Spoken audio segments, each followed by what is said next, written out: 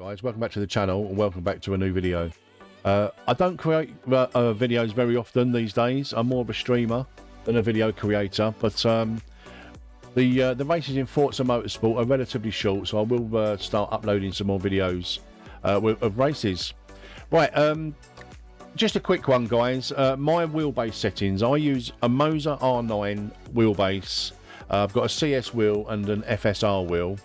I've set the force feedback up on the CS wheel and using the Corvette C8, which is a really good car, and it was nice to get that dialed in on that car. Out the box, guys, the force feedback settings and the wheel support is absolutely atrocious. I've never felt a game so disconnected, and my first impressions of Forza Motorsport last week were scathing. They really were. Not just the wheel settings, but the multiplayer, the some of the gameplay loops. I'm not going to get into it. This is not a review of Forza Motorsport. This is just purely about the wheel settings that I use, both in-game and my Moza pit house settings. Now, I've been tinkering for a week. It's literally taken me a week to get these dialed in. I mean, you could probably do it a lot quicker, but yeah. Right, so I'm not going to go into what each slider does. ChampionJoe over Overtake GG has got a great video explaining what each individual slider does. So I'm going to link his video in the description below. Go and give that a watch. It's what I used as my baseline to get my my settings dialed in. But we're going to go into the game. Like I say, I'm not going to be saying or telling you what each individual slider does. I'm just going to be showing you my sliders, what my force feedback is in game and in the Moza Pit House software. So let's get over straight away to Forza Motorsport. Here we go. Right, so look, I'm not going to muck about, guys. I'm going to go straight into it.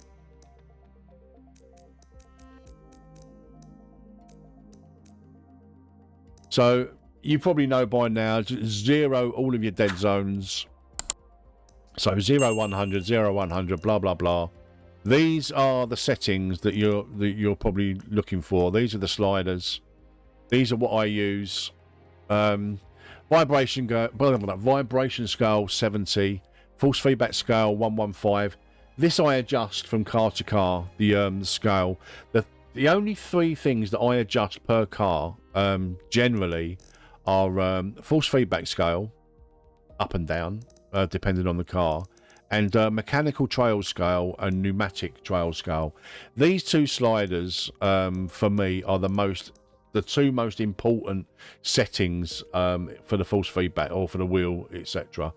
Now, out the box, I can't remember what the default settings were for these two sliders, but I found that, like, in cornering, you'd reach the limit on the wheel, and then once you've gone past that limit, the wheel would just go completely light. You'd lose all force feedback, and then it'd re-grip again, and it was so unrealistic. It felt really unnatural, and it really confused me.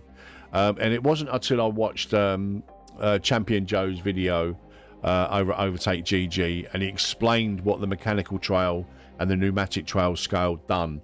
And now, you know, you get to the limit, I can feel it, and I can feel when I've gone past the limit, but you don't lose all force feedback. You know, it's quite nice. So these two, I mean, I originally started out at 190, and I think about 45, 47, but I found that was just a little bit too strong. I mean, I quite like strong force feedback anyway, but that was just a little bit too strong in the corners.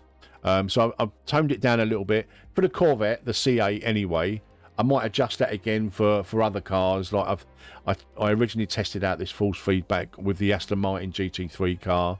So I do a lot of GT racing, so this is kind of set up for GTs. Like I say, this force feedback is perfect for me using the Corvette C8. So these are the settings that I use. I don't usually like any damping in any games, but in this game, I don't know why, it just feels a little bit better. So these are the numbers that I've settled on, guys. Like I say, I'm not going to explain what each individual slider does. Joe does a great job of that, so go and watch that video, linked in the description below. We're also in game. We want to go to driving assists, these are what I've got set up at the moment. So the most important thing, obviously, steering is simulation, but I've got ABS on. I kind of flick between this setting, and I also flick between traction control and stability control. The wheel support isn't great in this game, so you kind of want every bit of help you can get. Initially, I would say keep these both off, but also try them both on the sports setting. It just gives you just a little bit more help using the wheel. But they are basically my in-game settings, guys. Like I say, I'm not going to explain what all the sliders do in the force feedback. So let's get over to the Moza pit house settings. We'll start with basic.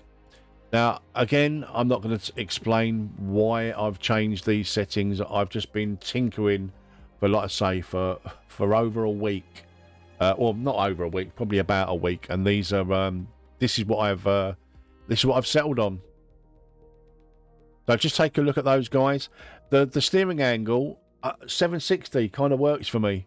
You can do, you know, whatever you want. Just bear in mind that, you know, if you change this in the pit house, it might not match up to what you've got in game. But if you, depending on what camera you're using, it doesn't really matter. I think there's only one camera setting or that it really affects it, and that's the cockpit, where you see the whole cockpit, not just the dash. But that's the only camera setting I think it would affect. So but 760 works for me. And like I say, these are the settings in the basic settings. This is the setting in advanced. Again, I'm not going to explain why the settings are the way they are. I've just been tinkering, moving sliders, and getting what feels good for me. So I'll just let you pause that if you want to copy them settings. Equalizer. Again, this I sort of adjust like on the fly sometimes, because on some tracks you can't feel curbs with one particular setting.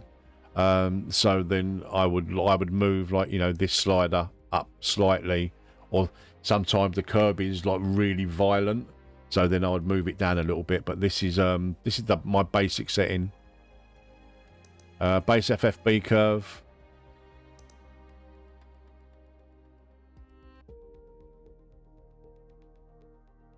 Just let you take that in, pause that if you need to, and that's basically it, guys. That is that they are my force feedback and wheel settings for FORZA Motorsport. Save and apply changes. Have I changed anything? I'm just going to revert, because I'm not sure if I've changed anything. Right, so if we go to free play, quick event. I think I've got Watkins Glen set up in my Corvette. The C8. Absolutely love this car. It's a really nice GT car. Accept. And I'll just talk through, like, you know, like the curbs and stuff, and like one lap of the track. What I can feel, what I can't feel. Push the pace and be aggressive out there. You see an opportunity to pass, take it. Let's just leave mediums on, and just that'll do. Oh, start race. Let's go.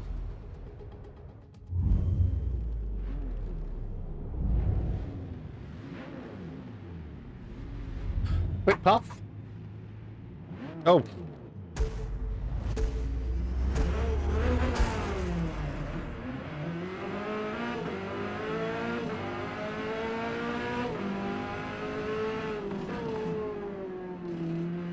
Nice. I can, you know, I feel that curb, lovely. And like I say, the cornering, I can feel like I'm on the limit of grip. Nice resistance in the wheel. If I go past the limit, like if I was to violently move that to the right, I can feel it slipping. And that's basically what I want. Over these curves, feel them nice. Can feel the tyre loading up on the outside, especially around here. Well, if I go like that, it's I've lost the grip. then it re-grips. That's quite a violent curve, that one on the left-hand side there.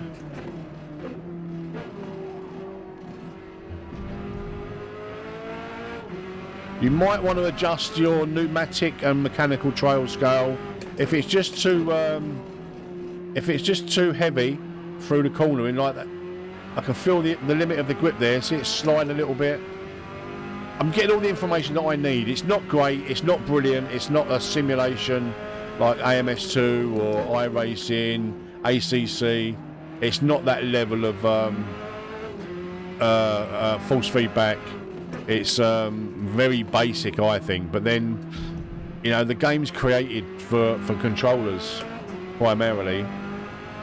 Wheel support, I think, has been a little bit of an after. See, I've lost grip there. Now it re-grips. It gives me all the information I need, but not very, not as, the fidelity's not there, but then it's not a simulation. It's not a racing sim, it's a game. And if you treat it as such, if you treat it as a game with no pressure, just chill, not worried about ratings or safety ratings and skill ratings, then it's an enjoyable game, and that's what it is. Just lower it. If you're a sim racer, lower your expectations. You're probably going to be faster on the controller, but you're going to have more fun with the wheel.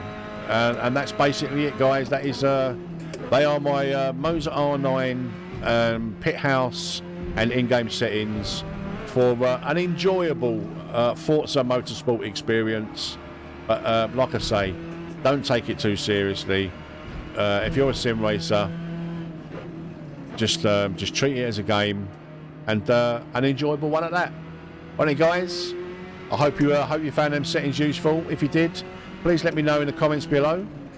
I'd be interested to know what kind of settings you're running with your wheelbase, and, you know, help the community out. And if you like this video, give me a thumbs up. I would really appreciate it. And if you haven't already, please do consider subscribing to the channel. Alright guys, you take care of yourselves, and I'll see you in the next one. Bye bye.